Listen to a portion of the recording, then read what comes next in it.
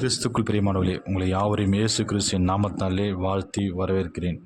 இன்றைய நாளில் நாம் காணவிருப்பது 40 நாட்கள் தவக்காலம், சாம்பல் புதன். ஏன் 40 நாட்கள் தவக்காலம் என்றால், இயேசு கிறிஸ்து உயிர்த்தெழுந்த நாளிலிருந்து 40 நாட்கள் முன்பாக காணப்படுவதுதான் இந்த புதன்கிழமை. அதாவது மொத்தம் 46 நாட்கள் வருகின்றன.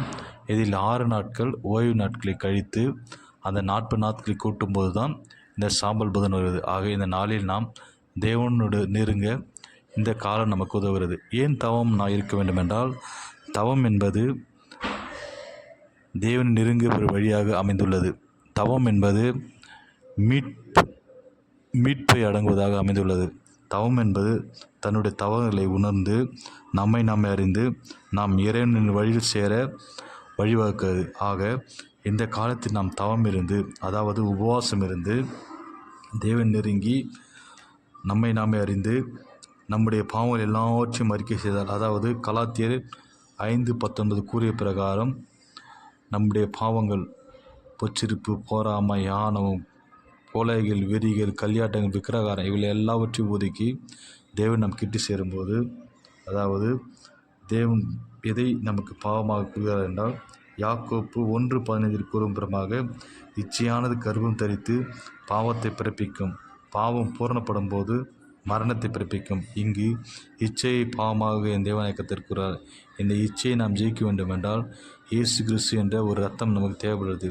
இந்த என்னாகமம் 19:17 பாவத்தின் பரிகாரி கிறிஸ்து மட்டுமே.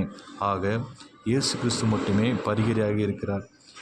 ஆக அவருடைய நாமத்தை கூறி அவரிடத்தில் நாம் சரணடையும் போது யோவேல் 2:12 சொல்கிறது, நீங்கள் இப்போது உபாசித்தும் அழுகையோடும் புலம்பலோடும் உங்கள் முழு இதயத்தோடும் என்னிடத்தில் திரும்புவீர்களானால் நான் உங்களையும் உங்கள் குடும்பங்களையும் எல்லாவற்றிலும் உங்களை வர்ஷிக்க பண்ணுவேன் என்று வேதமான சொல்லுது. ஆக நம்மை தாழ்த்தி அழுகையோடும் புலம்பலோடும் முழு இதயத்தோடும் தேவனை திரும்புவோமானால் நம்மையும் தேவனாகிய கர்த்தர் நம்மை மீட்பார். ஆக மூன்றாவது காரியமாக இங்கு மரணம் நம்மை நினைவு கூறுவது.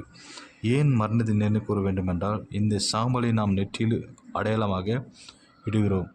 எப்படி எனில், அக்காலத்தில் 10:19 போப் அர்பன் என்பவர் இந்த முறையை பயன்படுத்தினார். அவர்கள் கடந்த ஆண்டில் குருத்தோலை நாற்றில் பெறப்பட்ட ஓலைகள் எல்லாவற்றையும் எரித்து சாம்பல் எடுத்து ஆலயம் முடிந்த பிறகு தன்னுடைய சபையின் விசுவாசிகளின் நெற்றியில் சிறியவர் முதல் பெரியவர் வரை தனது நெற்றியில் சிலுவையில் வரைவார். ஏனெனில் நீ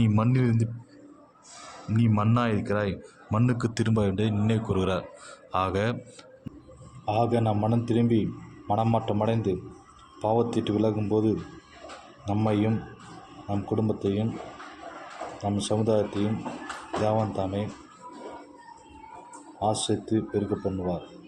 அப்படித்தான் தாமே செய்ய கர்த்தர் தாமே ஆசிரியத்தை காக்கடுவாராக. ஆமேன்.